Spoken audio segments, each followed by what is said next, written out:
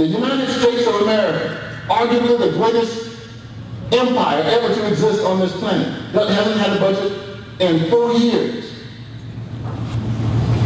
No energy policy whatsoever.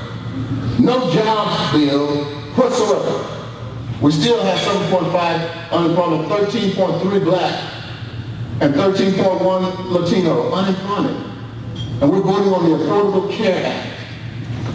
The week before, the big deal was helium. Helium. I'm all for the kids in the balloons, but we got major issues. We don't even have an agriculture or farm bill after the worst drought since the Dust Bowl. No farm bill. And we're voting on the Affordable Care.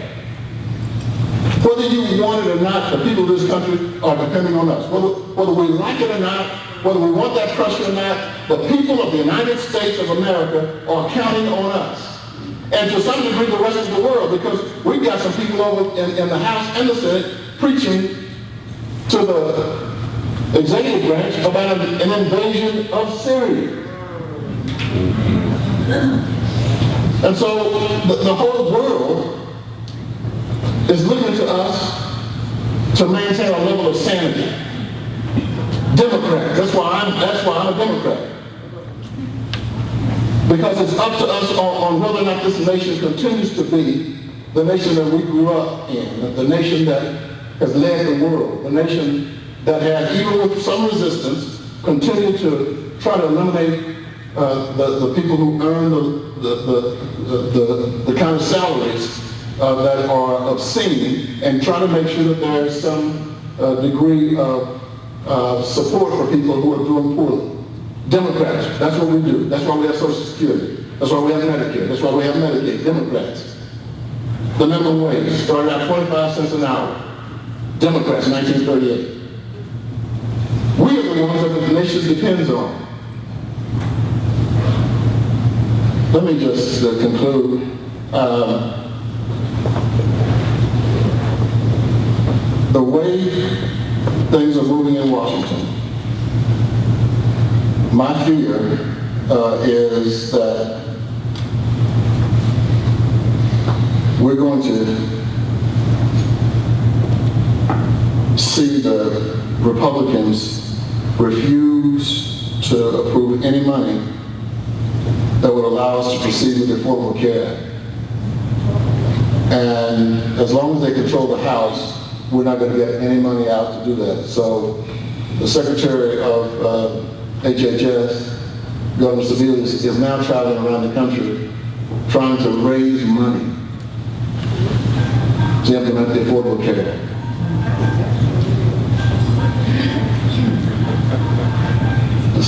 The Secretary of HHS of the United States of America is trying to raise money from the private sector to implement something that all of us need.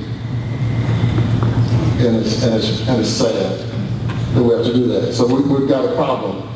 And I thank the governor who stood up on the issue with Medicaid and our delegation. Thank you for what you guys have done in Jefferson City under some similar conditions that we find in Washington. And so I'm glad that you guys are there and fighting the good fight. We had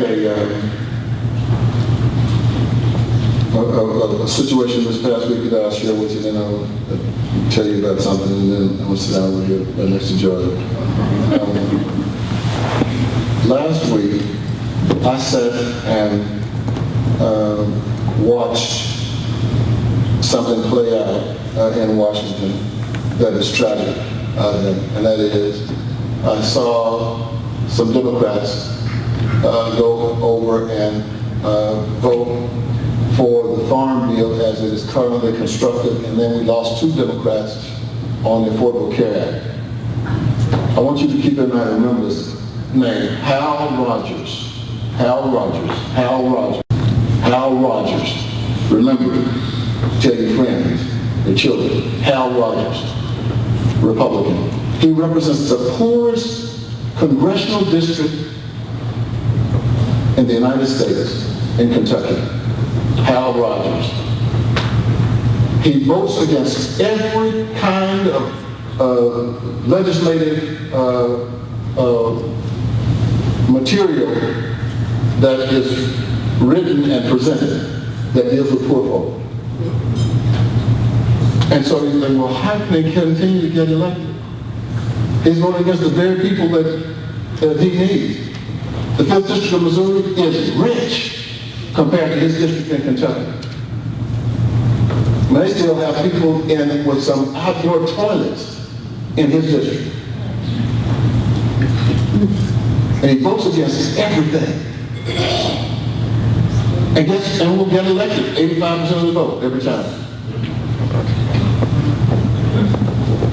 Because he's convinced them, you may not have anything, and I'm not going to give you anything, but by golly, you're better than these other folks. I'm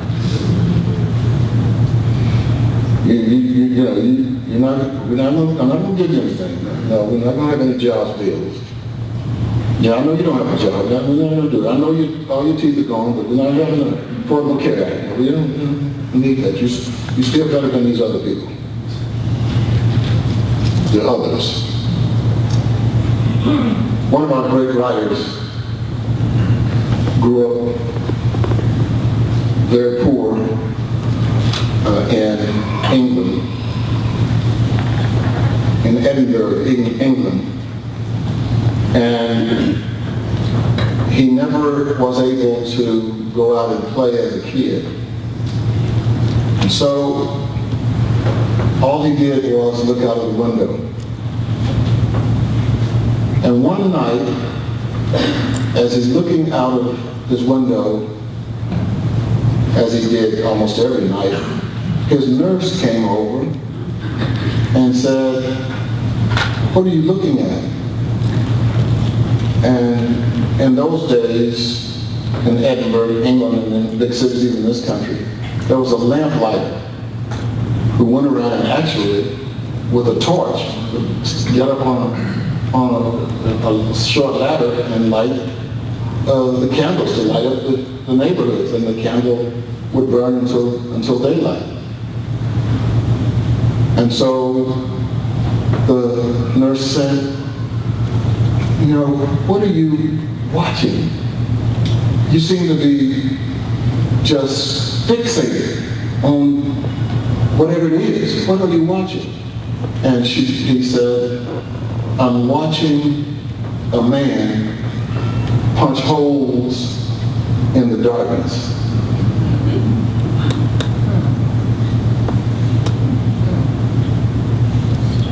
Democrats are required to punch holes in the darkness. There are people living in darkness in this country.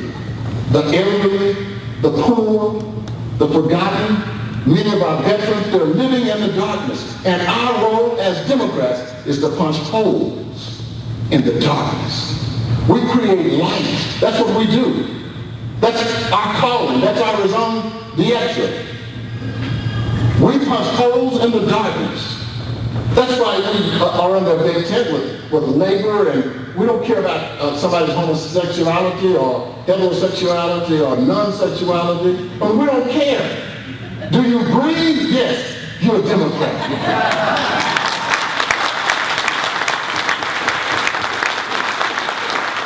And so no matter what, and it's tough, because the whole world is depending on us.